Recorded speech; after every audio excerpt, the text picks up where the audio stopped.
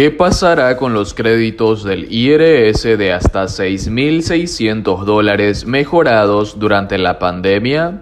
Esto propone Biden.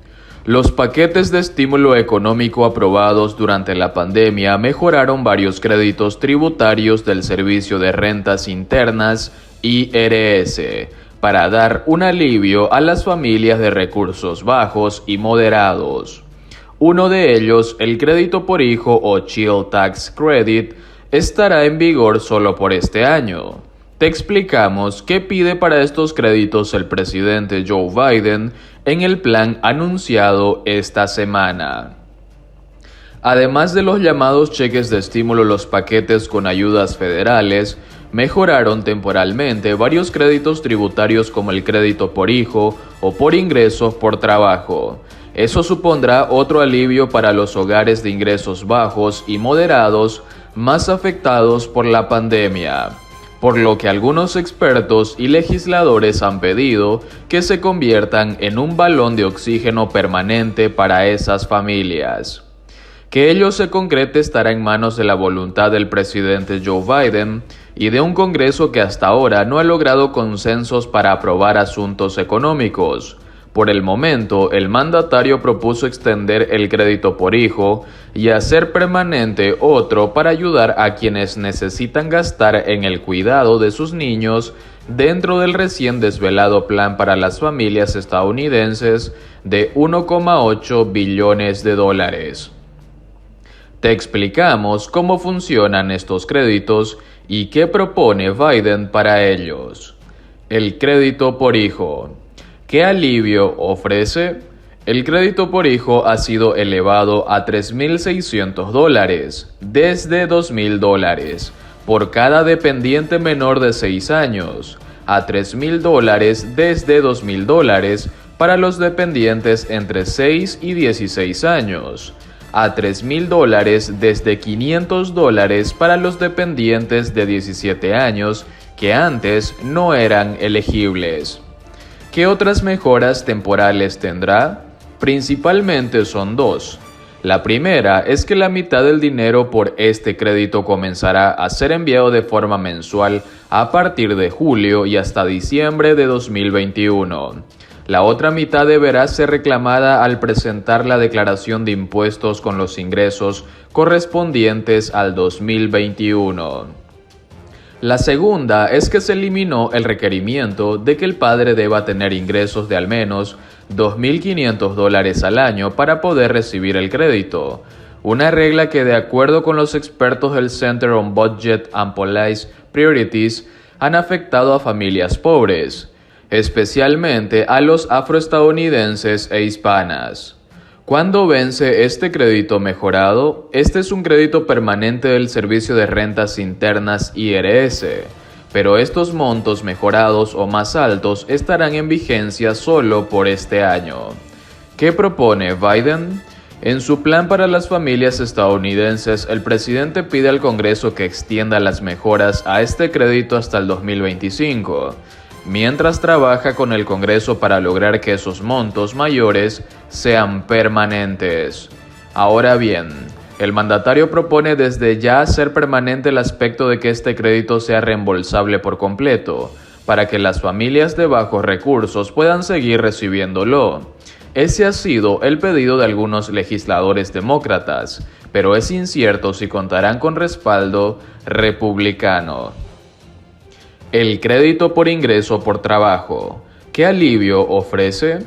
Varía dependiendo de los ingresos, del estatus con el que se presenta la declaración de ingresos y de la cantidad de hijos calificados. Un contribuyente sin hijos puede reclamar hasta $538, con un hijo hasta $3.584, con 2 hasta $5.920 y con 3 o más hasta $6.660. ¿Qué otras mejoras temporales tendrá? El crédito se mejoró para que ahora sí puedan recibirlo los trabajadores de bajos ingresos pese a que no tienen un hijo calificado. También, como medida especial por la pandemia, se autorizó que los contribuyentes usen sus ingresos del 2019 para calcular su crédito tributario por trabajo si esos ingresos fueron superiores a los del 2020. Esto porque si, por ejemplo, perdiste tu trabajo en 2020, los beneficios por desempleo no son considerados un ingreso por trabajo y ello puede afectar tu elegibilidad al crédito. ¿Cuándo vence este crédito mejorado? Fue aprobado solo por este año. ¿Qué propone Biden? Hacerlo permanente en el caso de los trabajadores de bajos ingresos que no tienen un hijo. Antes de este año, el Código Tributario Federal llevaba a los trabajadores de bajos ingresos sin hijos a la pobreza o a una pobreza más profunda, dijo la Casa Blanca. El plan de rescate estadounidense abordó este problema casi triplicando el crédito por ingreso por trabajo, EITC, por sus siglas en inglés, para los trabajadores de bajos ingresos, muchos de los cuales son esenciales. El presidente pide al Congreso hacer esta expansión permanente, agregó. Crédito por gastos en el cuidado de un hijo o dependiente. ¿Qué alivio ofrece? Este crédito reembolsa hasta la mitad en los gastos incurridos en el cuidado de un niño menor de 13 años, por un total de hasta $4,000 por niño o de $8,000 de 2 o más niños. Las familias que ganan menos de $125,000 al año reciben ese reembolso de hasta la mitad y las familias que ganan entre esa cifra y $400,000 al año reciben un crédito parcial.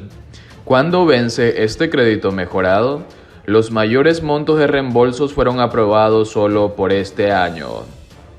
¿Qué propone Biden? Hacer permanente esta expansión aprobada en el más reciente paquete de ayudas. Si el Congreso fracasa en extender el crédito por gastos en el cuidado de un hijo o dependiente CDCTC, más de 6 millones de familias podrían tener un alza en el pago de impuestos a fines de año, algunas por miles de dólares, lo que les impediría obtener de forma más cómoda el cuidado de sus hijos, dijo la Casa Blanca.